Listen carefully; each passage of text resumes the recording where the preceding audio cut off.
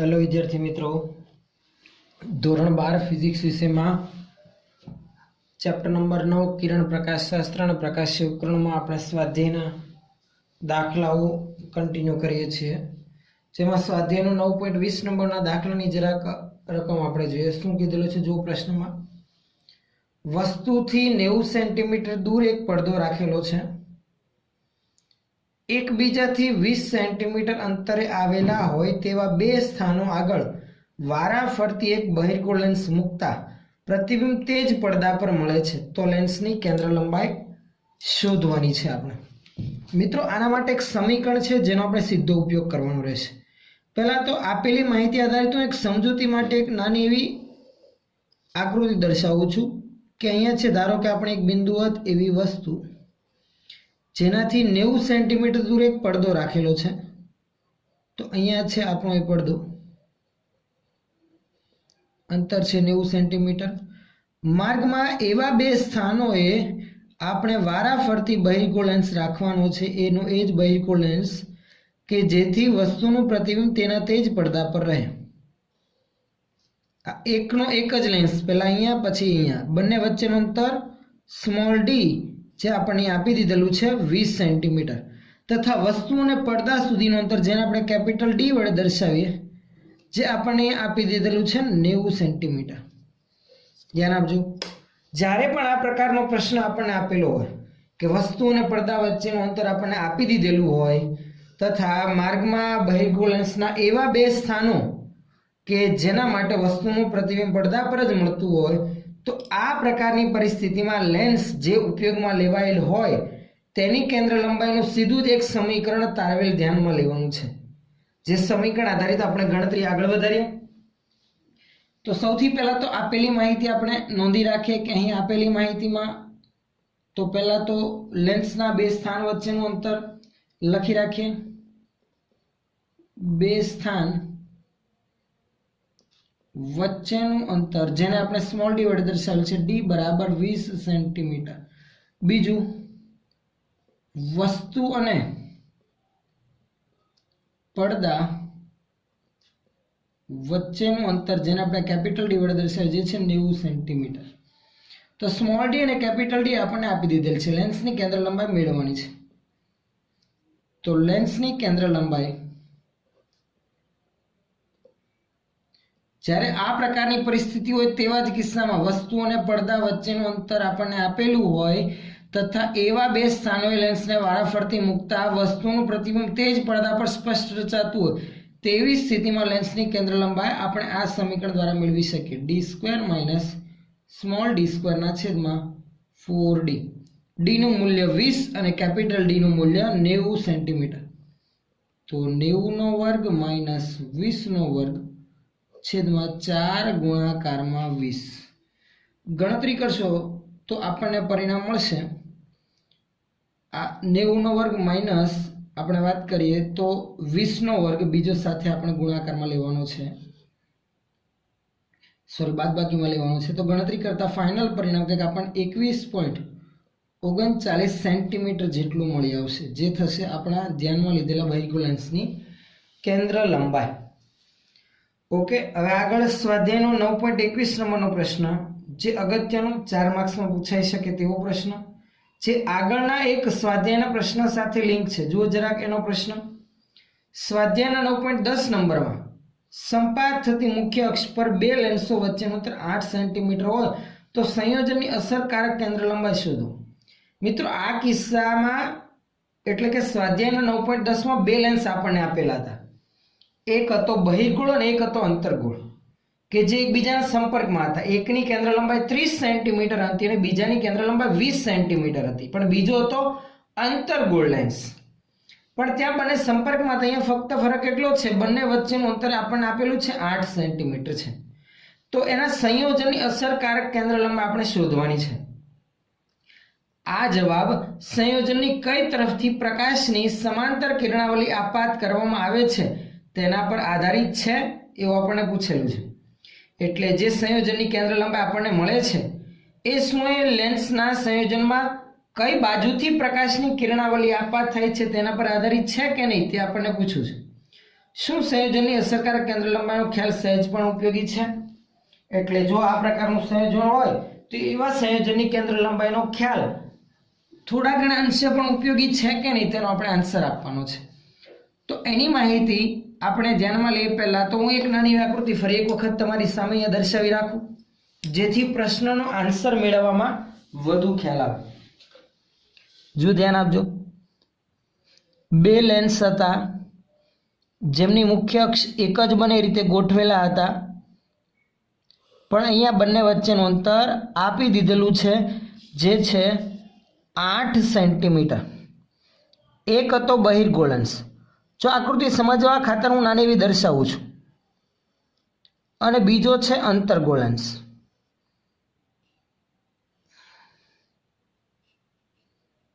બરાબર. આની કેન્દ્ર લંબાઈ F1 ને આની કેન્દ્ર લંબાઈ F2 આપણે દર્શાવી શકીએ, પણ પહેલો અને બીજો લેન્સ તો જે તરફથી પ્રકાશની કિરણાવલી આપાત થાય ને તે સંજોગોમાં દર્શાવીશું. અહીંયા બંને વચ્ચેનું અંતર 8 સેન્ટીમીટર આપણને આપેલું છે. સમજો હમણાં આટલું. હવે આ પ્રકારના સંયોજનની કેન્દ્ર લંબાઈ શોધવાની છે. સંયોજનની કેન્દ્ર લંબાઈ કઈ રીતે મેળવીશું મિત્રો? સંયોજનની કેન્દ્ર લંબાઈ આપણે સૌથી પહેલા તો રચાતા પ્રતિબિંબની માહિતી પરથી મેળવીએ. જો મિત્રો તમને ખબર છે, જો માત્ર એક લેન્સ હોય તો એની કેન્દ્ર લંબાઈ જો આપણને ખબર ના હોય તો આપણે આ રીતે મેળવીએ છીએ. એક જ લેન્સ હોય તો અનંત અંતરેથી આવતા પ્રકાશના સમાંતર કિરણો લેન્સથી જે અંતરે કેન્દ્રિત થશે તે અંતરને લેન્સનું કેન્દ્ર લંબાઈનું મૂલ્ય કહેવાય છે. જે તો આપણને ખ્યાલ જ છે, કારણ કે અનંત અંતરેથી આવતા પ્રકાશના કિરણોનું વસ્તુનું પ્રતિબિંબ એના મુખ્ય કેન્દ્ર પર રચાય, એટલે કે કેન્દ્ર લંબાઈ જેટલા અંતરે રચાય. તો એવા જ સમાંતર પ્રકાશની કિરણાવલી જે અનંત અંતરેથી આવે છે તેને એક પર આપાત કરીશું. એના દ્વારા રચાતું પ્રતિબિંબ બીજા માટે વસ્તુ તરીકે વર્તશે.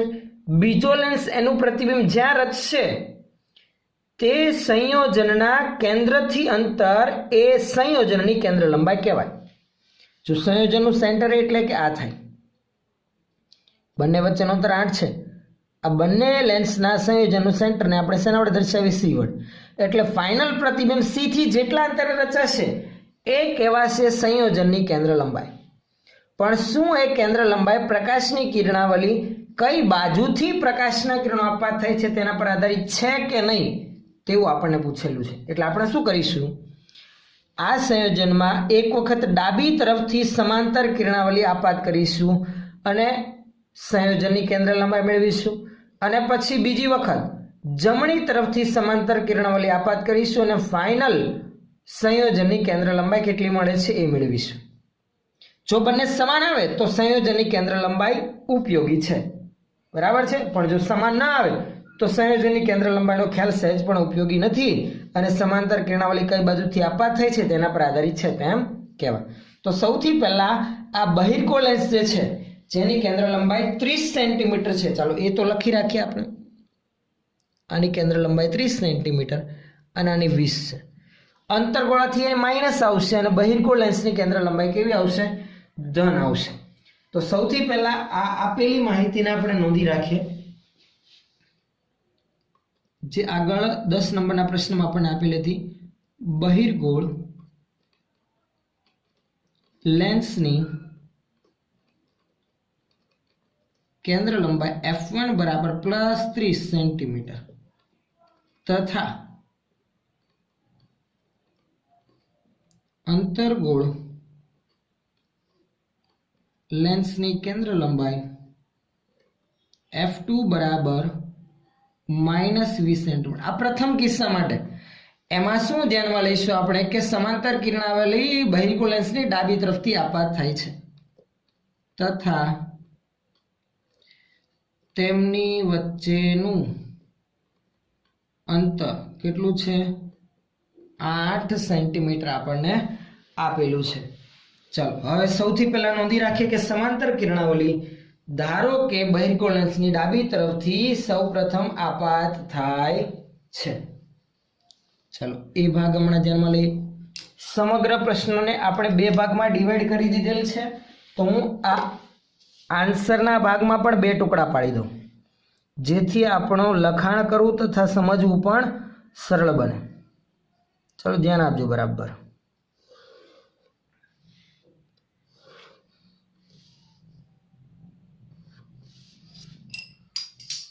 चलो સૌથી પહેલા આપણે નોંધી રાખીએ કે જ્યારે પ્રકાશનું કિરણપુંજ લેન્સની સંયોજનની ડાબી તરફથી આપાત થાય એટલે કે બહિર્ગોળ લેન્સ પર આપાત થાય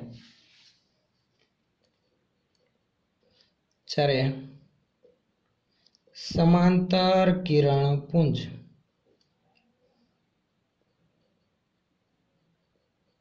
બહિર્ગોળ લેન્સની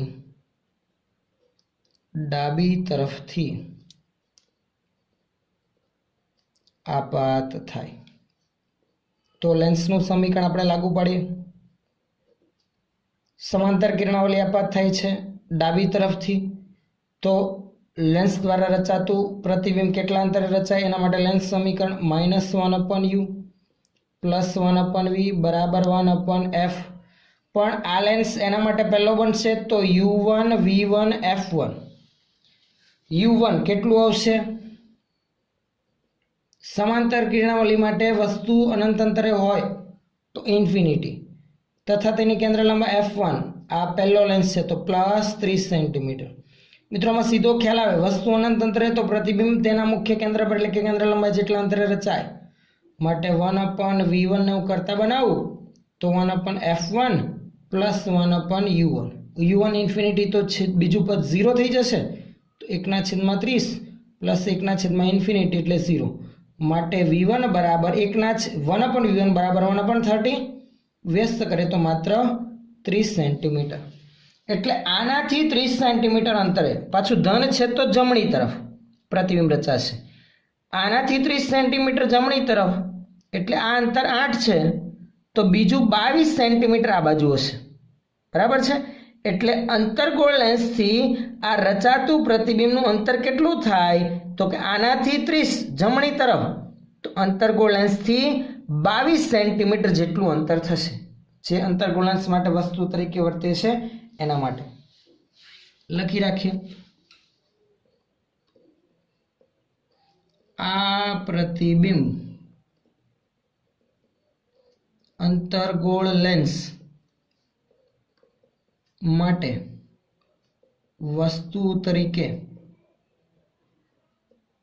वर्तशे आ अंतरगोळ लेंस माटे ते शुं वर्तशे वस्तु तरीके वर्तशे आथी बीजा लेंस माटे समीकरण माटे लेंसनुं समीकरण बीजा लेंस माटे शुं आवशे -1/u2 + 1/v2 बराबर 1/f2 ज्यां जो f2 तो खबर छे -20 पण एना माटे वस्तु अंतर u2 केटलुं थशे आनाथी 30 जमणी तरफ धन होवाथी तो आनाथी थशे 30 मांथी 8 बाद करीश तो 22 30 - 8 એટલે u2 बराबर +22 सेंटीमीटर धन आवशे कारण के आपात किरणनी दिशामां ए अंतर होवाथी चलो f2 અને u2 ની કિંમત મૂકું માટે 1/v2 बराबर 1/f2 + 1/u2 सादरूप आपीए तो u2 + f2 छेदमां u2 f2 माटे v2 बराबर व्यस्त करे तो u2 f2 ना छेदमां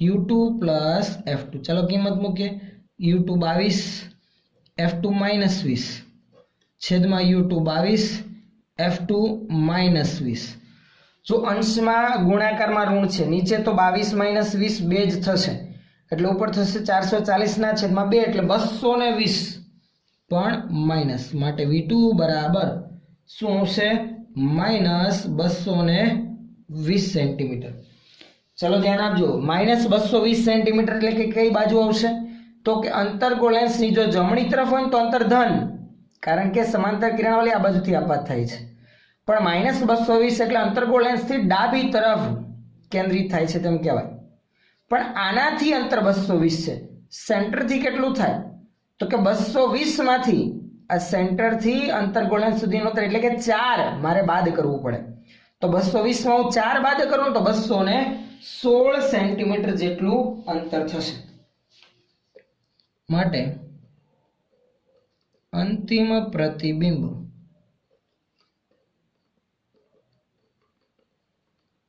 संयोजनना केंद्र थी डाबी तरफ केटला अंतरे तो के 220 - 4 216 सेंटीमीटर અંતરે રચાય છે. 216 સેન્ટીમીટર અંતરે કઈ બાજુ? તો કે લેન્સના સંયોજનના કેન્દ્રથી ડાબી તરફ રચાય છે, એટલે કે ત્યાં કેન્દ્રિત થાય છે તેમ આપણે કહી શકીએ.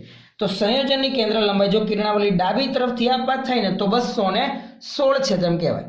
હવે જમણી તરફથી હું આપાત કરું, હવે કિરણાવલી આ અંતર્ગોળ લેન્સ પર પ્રથમ આપાત થાય છે, તેવા કિસ્સામાં આપણે માહિતી આગળ વધારીએ. બરાબર છે? અને ફાઇનલ પરિણામ શું આવે છે એ જોઈએ. ચલો એ પછી હવે બી. હવે શું નોંધી રાખે? સમાંતર કિરણપુંજ અંતર્ગોળ લેન્સ પર સૌપ્રથમ આપાત થાય ત્યારે. હવે સમાંતર કિરણપુંજ અંતર્ગોળ લેન્સ પર સૌપ્રથમ આપાત થાય ત્યારે લેન્સનું સમીકરણ શું હશે? -1/u1 + 1/v1 બરાબર 1/f1. જો ડાબી તરફથી એટલે કે જમણી તરફથી આ પહેલા અંતર્ગોળ લેન્સ પર આપાત થાય તો હવે આ લેન્સ 1 નંબર કહેવાય અને આ બીજો લેન્સ, એટલે કે આનું કેન્દ્ર લંબાઈ, વસ્તુ અંતર, પ્રતિબિંબ અંતર u1 v1 f1. આના માટે વસ્તુ અંતર, કેન્દ્ર લંબાઈ અને પ્રતિબિંબ અંતર u2 v2 f2 લઈશું. તો લખી રાખીએ અહીં f1 બરાબર -20 તથા અનંત અંતરેથી આપાત થાય છે તો u1 બરાબર ઇન્ફિનિટી. માટે 1/v1 બરાબર 1/f1 + 1/u1. u1 તો ઇન્ફિનિટી, તો છેદ ઇન્ફિનિટી તો મૂલ્ય 0, તો 1/-20 પ્લસ 1/ઇન્ફિનિટી તો વધશે -1/20. માટે v1 બરાબર -20 સેન્ટીમીટર. -20 સેન્ટીમીટર એટલે કે આ બાજુથી કિરણપુંજ આપાત થાય છે તો એ જ તરફ પ્રમાણમાં પ્રતિબિંબ રચાયું છે, કારણ કે જો એ તરફથી આપાત થતું હોય તો લેન્સની ડાબી તરફના અંતરો તો મારે ધન ગણવાના ને, પણ એવું નથી. ઋણ આવેલું છે પ્રતિબિંબ અંતર, એટલે કે લેન્સની જમણી તરફ જ પ્રતિબિંબ રચાયું છે, અપકેન્દ્રિત થયા છે પ્રકાશના કિરણો. તો હવે આ લેન્સથી 20 સેન્ટીમીટર અંતરે જમણી તરફ કેન્દ્રિત થાય છે, જે બહિર્ગોળ લેન્સ માટે વસ્તુ તરીકે વર્તે. તો બહિર્ગોળ લેન્સથી એ પ્રતિબિંબનું અંતર કેટલું, એટલે કે આભાસી વસ્તુનું અંતર કેટલું? તો 8માં મારે 20 એડ કરવાનું, તો કેટલું થાય? 28 સેન્ટીમીટર થશે. આ રીતે ચાલો લખી રાખીએ. બહિર્ગોળ લેન્સ માટે આ પ્રતિબિંબ આભાસી વસ્તુ તરીકે વર્તશે. માટે લેન્સનું સમીકરણ -1/u2 + 1/v2 બરાબર 1/f2, જ્યાં બહિર્ગોળ લેન્સ માટે મેં તમને કીધું એમ કેન્દ્ર લંબાઈ f2 તો ખબર છે 30 સેન્ટીમીટર, પણ એના માટે વસ્તુ અંતર u2 કેટલું? તો કે રચાતું પ્રતિબિંબ પ્રથમ દ્વારા એ અંતર્ગોળ લેન્સની જમણી તરફ 20 સેન્ટીમીટર અંતરે. તો બહિર્ગોળ લેન્સથી અંતર 8 + 20 28 અને પાછું ઋણ, તો -20 + 8 એટલે u2 બરાબર -28 સેન્ટીમીટર થશે. ઓકે, ખ્યાલ આવે છે? ચલો આગળ બંને કિંમત હું સમીકરણમાં મૂકું તો મને આપણને ફાઇનલ પ્રતિબિંબ અંતર મળે. માટે 1/v2 બરાબર 1/f2 + 1/u2. તો 1/u2 v2 બરાબર u2 + f2 છેદમાં u2 × f2. સાદુરૂપ આપવું તો ફાઇનલ v2 બરાબર u2 f2 ના છેદમાં u2 + f2. માટે v2 બરાબર, ચાલો કિંમત મૂકે, u2 -28 ગુણાકારમાં f2 છે 30 છેદમાં -28 + 30. જો અંશમાં માઇનસ, છેદમાં તો પરિણામ +2 આવશે. તો ગણતરી કરતા આપણને ફાઇનલ v2 પ્રતિબિંબ અંતર કેટલું મળશે? તમે કેલ્ક્યુલેશન કરશો કેલ્ક્યુલેટરમાં તો ફાઇનલ અંતર કંઈક આપણને -420 સેન્ટીમીટર મળે છે. -420 સેન્ટીમીટર એટલે કે બહિર્ગોળ લેન્સની જમણી તરફ બહિર્ગોળ લેન્સના ઓપ્ટિકલ કેન્દ્રથી 420 સેન્ટીમીટર અંતરે, પણ સંયોજનના સેન્ટરથી કેટલું? તો કે આનાથી 420 જમણી તરફ, તો સેન્ટરથી, તો કે એ તો સેન્ટર લેન્સથી 4 સેન્ટીમીટર દૂર છે, તો 420 માંથી 4 બાદ કરો તો 416 સેન્ટીમીટર થાય. માટે સંયોજનના કેન્દ્રથી અંતિમ પ્રતિબિંબ અંતર બરાબર 420 માઇનસ 4, 416 કઈ બાજુ આવશે? જમણી તરફ રચાશે. તો આનો અર્થ એવો જો બંને કિસ્સામાં મળતું અંતિમ પરિણામ એક સમાન નથી, 216 અને 416, તથા જુદી જુદી બાજુ પ્રતિબિંબ રચાય છે. એટલે કહેવાનો અર્થ એવો, સમાંતર કિરણાવલી કઈ બાજુથી આપાત થાય છે તેના પર આધારિત છે અને આ અસરકારક કેન્દ્ર લંબાઈનો ખ્યાલ સહેજ પણ ઉપયોગી નથી. આમ હા, સમાંતર કિરણાવલી કઈ તરફથી આપાત થાય છે તેના પર આધારિત છે તથા અસરકારક કેન્દ્ર લંબાઈનો ખ્યાલ સહેજ પણ ઉપયોગી નથી. અસરકારક કેન્દ્ર લંબાઈ કહી શકાય કે ઉપયોગી નથી. ખ્યાલ આવે છે? કારણ કે બંને કેન્દ્ર લંબાઈ જે સંયોજનની આપણને મળી આવી અંતિમ પ્રતિબિંબ માટે અંતર એક સરખું મળતું નથી, બંને કિસ્સામાં આપણને જુદું જુદું મળે છે એટલા માટે. ચલો નેક્સ્ટ, આના પછીનો પ્રશ્ન આપણે આગળ વધીએ. તો હજુ તો આપણે એ ભાગ જ ક્લિયર કરેલો છે, સોરી આ બી ભાગ તો આમાં હતો. હવે બી ભાગનો આન્સર આપણો બાકી છે, તેના માટે આપણે આગળ વધીએ. હવે બી ભાગનો આન્સર આપણે મેળવીએ એ પહેલાં જરાક બી ભાગનો પ્રશ્ન ફરી વખત તમારી સામે હું પહેલાં રાખી મૂકું છું, એટલે આપણી સામે પ્રશ્ન રહે તો ગણતરી કરવામાં આપણને વધુ સરળતા રહે, સમજવામાં વધુ સરળતા. જો કીધેલું છે ઉપરયુક્ત ગોઠવણી એટલે કે આ પ્રકારની ગોઠવણીમાં જેમાં બે લેન્સ વચ્ચેનું અંતર 8 સેન્ટીમીટર છે, એમાં 1.5 સેન્ટીમીટર ઊંચાઈની એક વસ્તુને બહિર્ગોળ લેન્સ તરફ 40 સેન્ટીમીટર અંતરે મૂકવામાં આવે છે. બે સંયોજનથી મળતી મોટવણી અને પ્રતિબિંબની ઊંચાઈ શોધો. સંયોજનથી મળતી મોટવણી અને પ્રતિબિંબની ઊંચાઈ મેળવવાની છે. ફરી વખત એની જ આકૃતિ હું દર્શાવી રાખું છું, સમજવા ખાતર આપણે આકૃતિ ધ્યાનમાં લઈએ છીએ.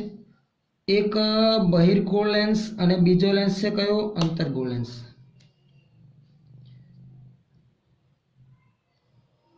બહિર્ગોળ લેન્સની કેન્દ્ર લંબાઈ આપણને આપી દીધેલી છે, કેટલી છે? 30 સેન્ટીમીટર, અને અંતર્ગોળ લેન્સની કેન્દ્ર લંબાઈનો ઉલ્લેખ કરેલો છે જે છે 20 સેન્ટીમીટર. બંને વચ્ચેનું અંતર આપી દીધેલું છે 8 સેન્ટીમીટર. બહિર્ગોળ લેન્સથી કેટલા અંતરે વસ્તુ મૂકેલી છે? 40 સેન્ટીમીટર અંતરે વસ્તુ મૂકેલી છે. વસ્તુની ઊંચાઈ પણ આપી દીધેલી છે. આ વસ્તુ, આ અંતર જે છે એ છે 40 સેન્ટીમીટર. બરાબર છે? હવે ધ્યાન આપજો, આ પ્રકારની પરિસ્થિતિ આપણને આપી દીધેલી છે.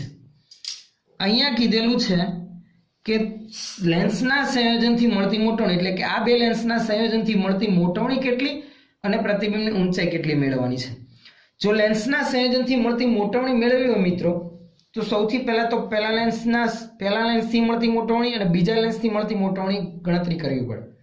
અને લેન્સના સંયોજનના કિસ્સામાં મોટવણી એટલે કે દરેકથી મળતી સ્વતંત્ર મોટવણીનો ગુણાકાર કરવાથી આપણને મળે. એટલે પહેલા લેન્સની મોટવણીને m1, બીજા લેન્સની મોટવણીને m2 કહીશ તો બંનેનો ગુણાકાર કરતા સંયોજનની મોટવણી મળશે, અને મોટવણી મળશે ને તો પ્રતિબિંબની ઊંચાઈ પણ મળે, કારણ કે મોટવણી બરાબર પ્રતિબિંબની ઊંચાઈના છેદમાં વસ્તુની ઊંચાઈ આવશે. બરાબર છે? હવે પ્રથમ લેન્સની મોટવણી કઈ રીતે મેળવવી? તો કે પ્રથમ લેન્સ માટે વસ્તુ અંતર છે, જુઓ કેટલું? 40 સેન્ટીમીટર. તો પ્રતિબિંબ અંતર મેળવી લઉં તો પ્રતિબિંબ અંતરના છેદમાં વસ્તુ અંતર પરથી એની મોટવણી મળી જશે. અને પ્રથમ લેન્સ દ્વારા રચાતું પ્રતિબિંબ બીજા લેન્સ માટે આભાસી વસ્તુ તરીકે વર્તશે. તો બીજા લેન્સ માટે પણ પછી આપણે પ્રતિબિંબ અંતર મેળવીને આપણે તેની પણ મોટવણી મેળવી શકીશું. લખતા જઈએ ચાલો. ધ્યાન આપજો બરાબર। સૌથી પહેલા આપણે શું નોંધી રાખીએ તો આપેલી માહિતી માટે વસ્તુની ઊંચાઈ HO બરાબર 1.5 સેન્ટીમીટર છે। બહિર્ગોળ લેન્સ માટે વસ્તુ અંતર જેને આપણે U1 વડે દર્શાવે તો એ છે વસ્તુ અંતર U1 બરાબર -40 સેન્ટીમીટર ડાબી તરફ હોવાથી બરાબર છે। હવે એની કેન્દ્ર લંબાઈ તો આપણને ખબર જ છે તથા કેન્દ્ર લંબાઈ F1 બરાબર +30 સેન્ટીમીટર માટે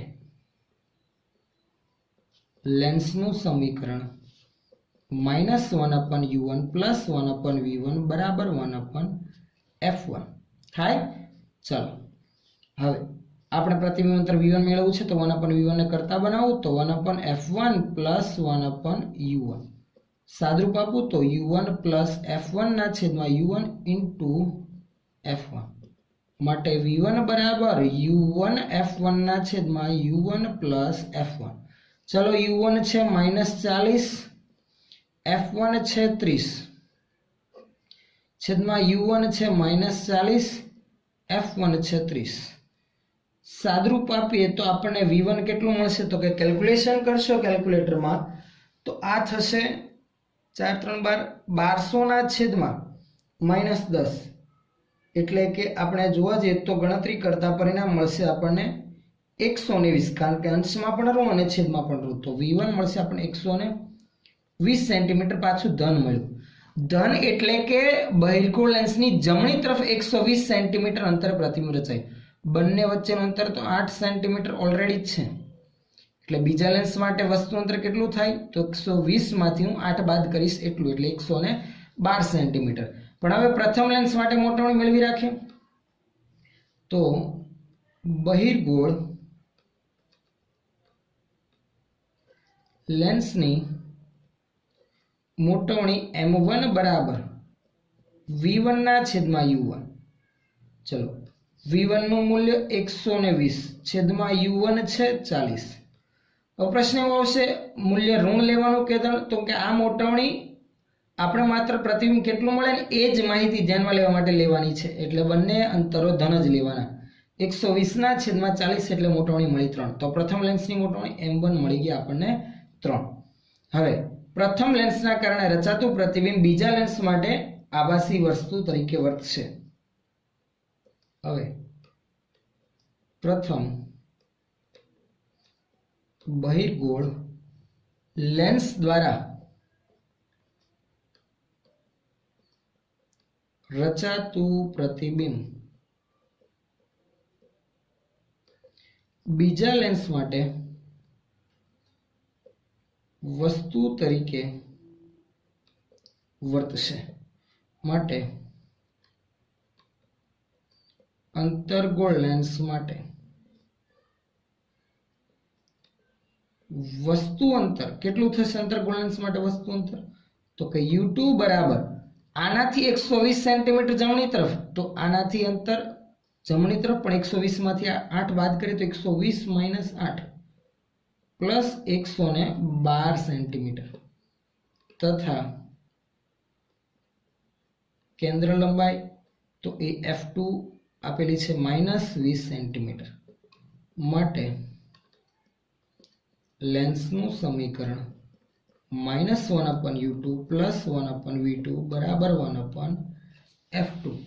આપણે અહીંયા મેળવવું છે V2 સાદરૂપ આપીએ તો 1/V2 બરાબર 1/F2 + 1/U2 આથી ફાઇનલ આપણે V2 ધ્યાનમાં લઈએ તો સીધું જ ઉપરની મુજબ U2 F2 ના છેદમાં U2 + F2 એમ મળશે। ક્લિયર દેખાય છે તો કે હા। ચલો હવે કિંમત મૂકે U2 નું મૂલ્ય અહીંયા આપણને ખબર છે 112 ધન F2 તો કે એ છે ઋણ -20 છેદમાં 112 -20 કેલ્ક્યુલેટરમાં ગણતરી કરશો ને તો તમને ફાઇનલ V2 કંઈક મળી આવશે। ચાલો કેલ્ક્યુલેશન આગળ વધારો। સૌથી પહેલા તો તમે ગણતરી કરો કેલ્ક્યુલેટરમાં કેટલું આવે છે પરિણામ 112 ગુણાકારમાં 20 અને છેદમાં 112 માઇનસ 20 તો આપણને V2 કંઈક મળશે. એ V2 નું મૂલ્ય મિત્રો માઇનસ 24.9 સેન્ટીમીટર જેટલું લગભગ મળે છે. માઇનસ 24.9 એટલે કે બીજા લેન્સથી જમણી તરફ 24.9 સેન્ટીમીટર અંતર પ્રતિબિંબ રચાય. તો અંતર્ગોળ લેન્સ માટે આ પ્રતિબિંબ અંતર અને આ વસ્તુ અંતર, તો એની મોટવણી પણ મળે. લખી નાખે માટે અંતર્ગોળ લેન્સની મોટવણી જેને M2 વડે દર્શાવે તો M2 બરાબર માનાંકમાં V2 ના છેદમાં U2, બંને અંતરો ધન જ. V2 24.9 અને છેદમાં U2 112. તો આ જો મોટવણી 1 કરતાં નાની મળશે આપણને. જે ગણતરી કરશો તમે કેલ્ક્યુલેટરમાં તો આ મોટવણીનું મૂલ્ય કંઈક 0.217 મળી આવે છે. તો હવે સંયોજનની મોટવણી અને પ્રતિબિંબની ઊંચાઈ આપણને મળશે. જો પહેલા લેન્સની મોટવણી 3, બીજાની 0.217 ગુણાકાર કરીશું તો પરિણામ હજી આમથી નાનું બનશે, એટલે કે 1 કરતાં નાનું બનશે. લખી રાખે આથી સંયોજનની મોટવણી M બરાબર M1 ઇન્ટુ M2 માટે M બરાબર M1 એટલે 3 અને M2 એટલે 0.217. 3 ગુણાકારમાં 0.217 એટલે 0.652 જેટલી આપણને મોટવણી મળી. હવે ફાઇનલ મોટવણી જો 0.652 જેટલી મળતી હોય તો પ્રતિબિંબની ઊંચાઈ આપણને સીધું જ મોટવણીના સમીકરણ પરથી મળશે. માટે મોટવણી M બરાબર પ્રતિબિંબની ઊંચાઈના છેદમાં વસ્તુની ઊંચાઈ આપેલી છે 1.5 માટે HI બરાબર M ઇન્ટુ HO. M છે 0.652 અને HO છે 1.5. ગુણાકાર કરશો તો પ્રતિબિંબની ઊંચાઈ 0.98 સેન્ટીમીટર જેટલી મળે છે. આ થશે આપણી ફાઇનલ પ્રતિબિંબની ઊંચાઈ, જે આવે છે કેટલી 0.98 સેન્ટીમીટર. પ્રતિબિંબ જે હતું વસ્તુ એના કરતાં પણ નાની હાઇટનું મળશે. આગળના પ્રશ્ન તરફ આપણે આગળ વધીએ. શું છે સ્વાધ્યાયનો 9.22 નંબરનો પ્રશ્ન. 60 ડિગ્રીનો વક્રતાકારક કોણ ધરાવતા પ્રિઝમની સપાટી પર કેટલા લઘુત્તમ આપાત કોણે આપાત થતા કિરણનું બીજી સપાટીથી સહેજ પૂર્ણ આંતરિક પરાવર્તન થાય. એક પ્રિઝમ છે જેનો વક્રતાકારક કોણ 60 ડિગ્રી છે, એટલે કે એનો પ્રિઝમ કોણ 60 ડિગ્રી છે, જેની એક બાજુથી આપાત થતું પ્રકાશનું કિરણ બીજી સપાટીથી સહેજ પૂર્ણાંતર પરાવર્તન થાય તેના માટે લઘુત્તમ આપાત કોણનું મૂલ્ય આપણે મેળવવાનું છે. પ્રિઝમના દ્રવ્યનો વક્રી ગુણાંક આપી દીધેલો છે 524 જેટલો. જો સમજવા ખાતર હું સૌથી પહેલા તો પ્રિઝમની એક નાની એવી આકૃતિ દર્શાવી રાખું. ધ્યાન આપજો બરાબર. આપણે સમજવા ખાતર આ માહિતી ધ્યાનમાં લઈએ છીએ, આકૃતિવાળી જે પણ રચના દર્શાવીએ છીએ, કારણ કે જેટલી આકૃતિમાં વધુ ખ્યાલ આવશે એટલું સમજવું પણ વધારે ઇઝી બનશે.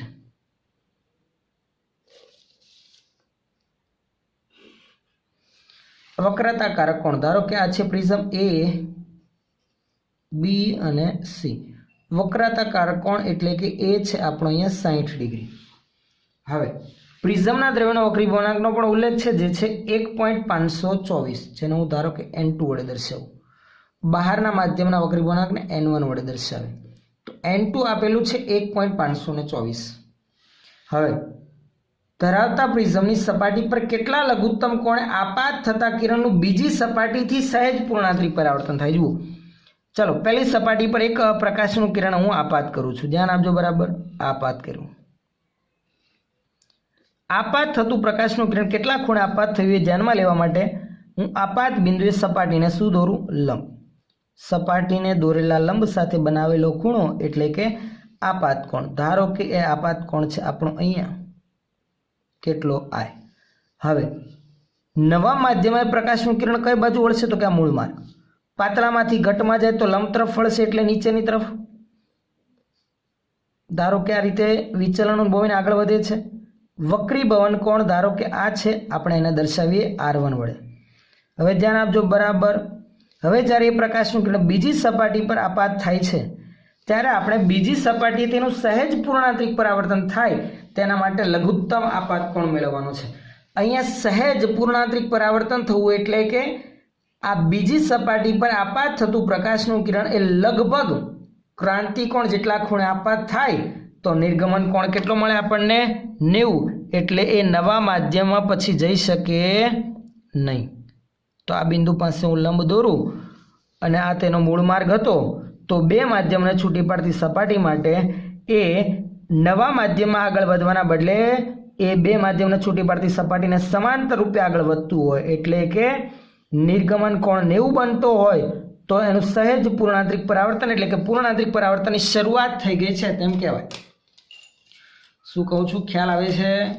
ફરી એક વખત, બીજી સપાટીથી એનું સહેજ પૂર્ણાંતરિક પરાવર્તન થાય તેના માટે લઘુત્તમ આપાત કોણ આપણે મેળવવાનો છે। આ આઈનું લઘુત્તમ મૂલ્ય મેળવવાનું છે જેથી બીજી સપાટીએ સહેજ પૂર્ણાંતરિક પરાવર્તન થાય। એથી થોડુંક હજુ વધારે થશે તો અંદર ને અંદર રિટર્ન આવશે। તો આ નિર્ગમન કોણ કેટલો થઈ ગયો? ઈ બરાબર 90 ડિગ્રી। આ વક્રીભૂત કોણ પહેલી સપાટી માટે R1 હતો તો બીજી સપાટી માટે આપાત કોણ ધારો કે હું એને દર્શાવું છું R2। ઓકે, ખ્યાલ આવે છે? આ પરિસ્થિતિમાં આપણે આઈનું લઘુત્તમ મૂલ્ય મેળવવાનું છે। હવે આઈનું મૂલ્ય મેળવવા માટે જુઓ, પ્રિઝમના દ્રવ્યનો વક્રી ગુણાંક N2 છે, N1 હવે આપણને ખબર છે।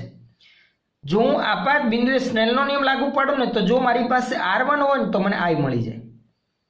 R1 મેળવવા માટે મારી પાસે R2 હોવું જોઈએ, કારણ કે જુઓ આપણે પ્રિઝમના કિસ્સામાં ભણી ગયા વક્રતાકારક કોણ A બરાબર R1 પ્લસ R2 હોય, એ છે R2 આપણી પાસે હોય તો મળી જાય। તો R2 નું મૂલ્ય આ બીજી સપાટી આગળ સ્નેલનો નિયમ લાગુ પડવાથી મળી જશે। તો ચાલો ત્યાંથી આપણે શરૂઆત કરીએ। ચલો ધ્યાન આપજો, પહેલા આપેલી માહિતી નોંધી રાખીએ।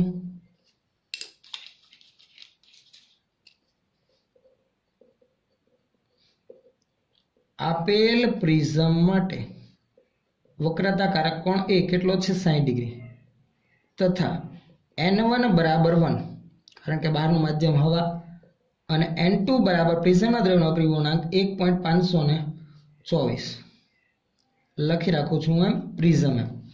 હવે બીજી સપાટીએ સ્નેલના નિયમ મુજબ ચાલો લાગુ પાડું છું અહીંયા સ્નેલનો નિયમ।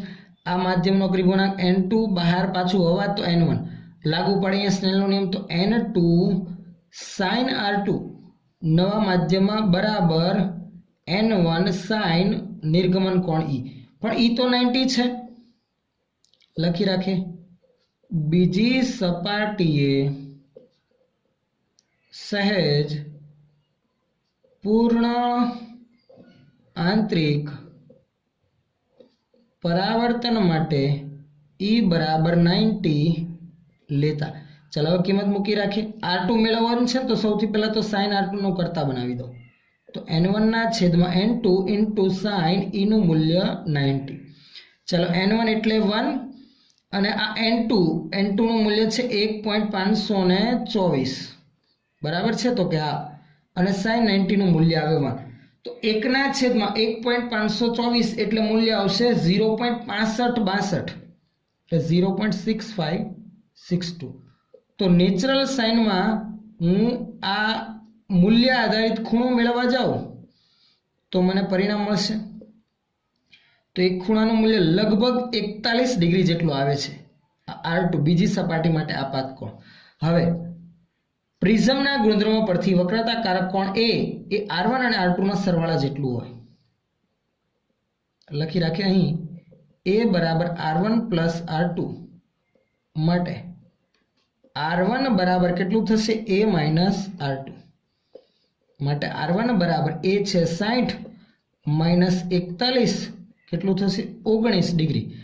R1 19 ડિગ્રી આપણને મળી ગયું તો હવે આપણે સીધું જ I મેળવી શકીએ। હવે પ્રથમ સપાટી આગળ કયો નિયમ? સ્નેલનો નિયમ। સ્નેલના નિયમ મુજબ ચાલો લાગુ પડે અહીંયા સ્નેલનો નિયમ n1 sin i બરાબર n2 sin r1 r1 છે i આપણે મેળવવાનું છે n1 અને n2 આપણી પાસે છે માટે sin i બરાબર n2 upon n1 into sin r1 n2 છે 1.524 છેદમાં n11 અને sin r1 છે આપણું 19 sin 19 ડિગ્રી માટે sin i બરાબર sin 19 ડિગ્રીનું મૂલ્ય મિત્રો તો કેલ્ક્યુલેટરમાં તમે ગણતરી કરીને પછી બંનેનો ગુણાકાર કરશો તો ફાઇનલ પરિણામ આપણું કંઈક 0.496 જેટલું મળશે નેચરલ સાઇનમાં sin 19 ડિગ્રીનું મૂલ્ય અને 1.524 નો ગુણાકાર કરશો તો 0.496 થશે અને આને આધારિત આપણે i નું મૂલ્ય sin ઇનવર્સ 0.496 કરતા કંઈક 29.75 ડિગ્રી જેટલું તમને પરિણામ મળશે એટલે લઘુત્તમ આપાત કોણનું મૂલ્ય લગભગ અંદાજિત 30 ડિગ્રી જેટલું રાખીએ તો સહેજ પૂર્ણાંતરિક પરાવર્તન થવાની શક્યતા વધી જાય તો આ થશે આપણો ફાઇનલ આન્સર